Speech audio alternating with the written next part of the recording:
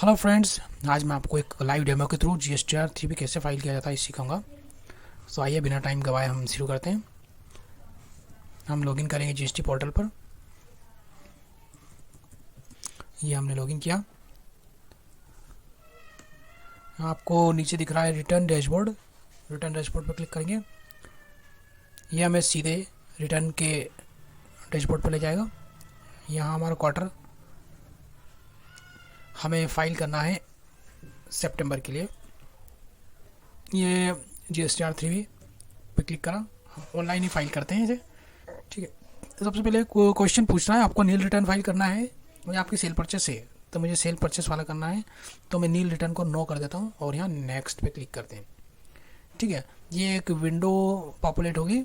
यहाँ पर ये कह रहा है कि आपने आपका GSTR 1 फाइल नहीं किया है, पहले उसे फाइल कीजिए।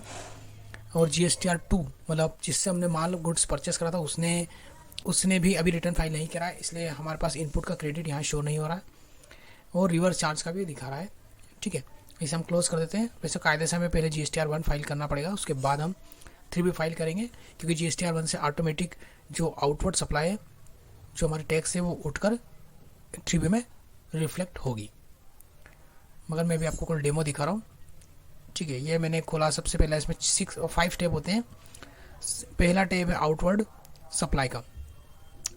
इसमें हमने क्या माल बेचा है वो उसके डालना है, और रिवर्स चार्ज में अगर कुछ आता है हमारे इसमें तो उसे भी हमें यहीं शो करना है। फिर होता है इंटरेस्टेड सप्लाई, मतलब हमने एक स्टेट से दूसरे स्टेट में कुछ माल सप्लाई किया है। हम मध्य प्रदेश में रहते हैं और हमने राजस्थान को कुछ माल भेजा, तो वो इस वाले हेड में दिखेगा।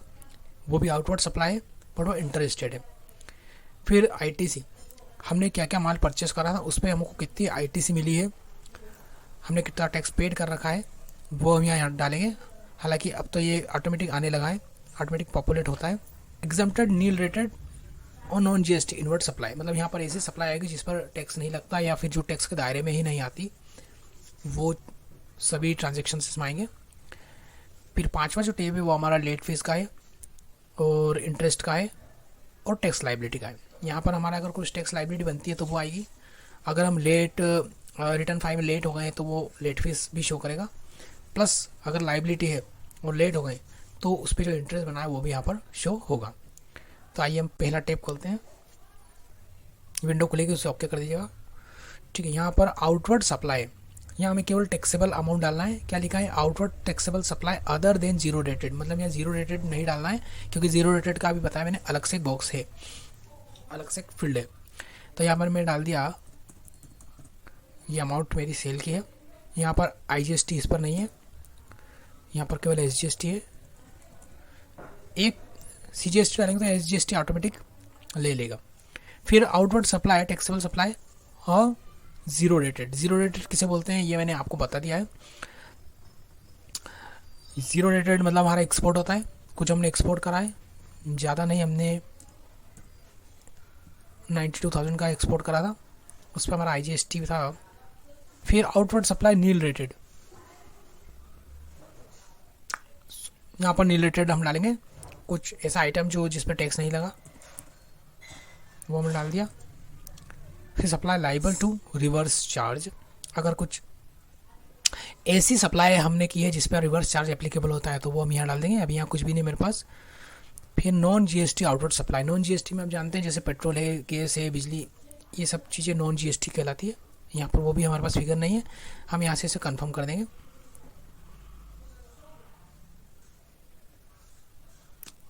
ठीक है, इंटरेस्टेड सप्लाई, हमने कुछ इंटरेस्टेड सप्लाई किया है, तो हमने किया है गुजरात में भेजा था। कितने के अमाउंट का भेजा था हमने 82,210 का एक गुड सप्लाई किया है। इस पर IGST लगेगा क्योंकि इंटरेस्टेड है, इसलिए IGST लगेगा। IGST लग गया यहाँ पर। अब यहाँ पर ऐड करके कंफर्म कर देंगे।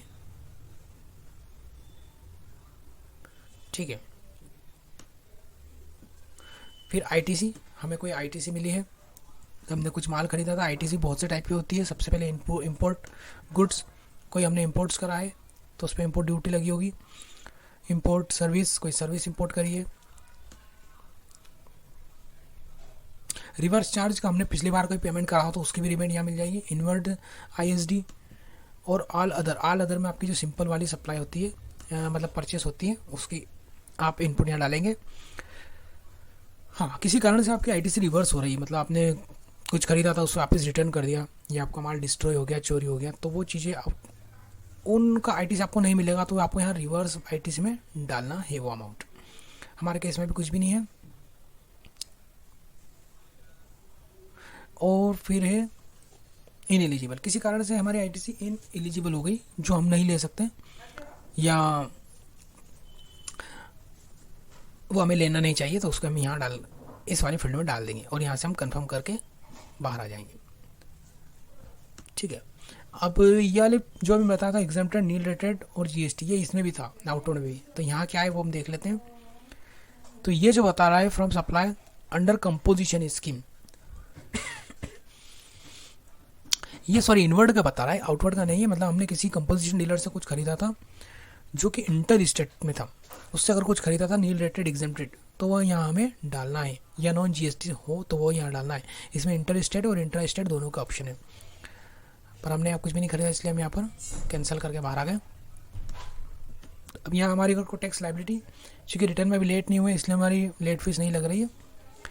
अगर कोई टैक्स लाइबिलिटी यहाँ बनेगी तो वो ऑटोमेटिक आ जाएगी, आपको मैन्युअली फाइल फिल नहीं करना है। यहाँ जब आप सेल की फिगर डालेंगे और इनपुट की फिगर डालेंगे तो आपकी लायबिलिटी ऑटोमेटिक आ जाएगी।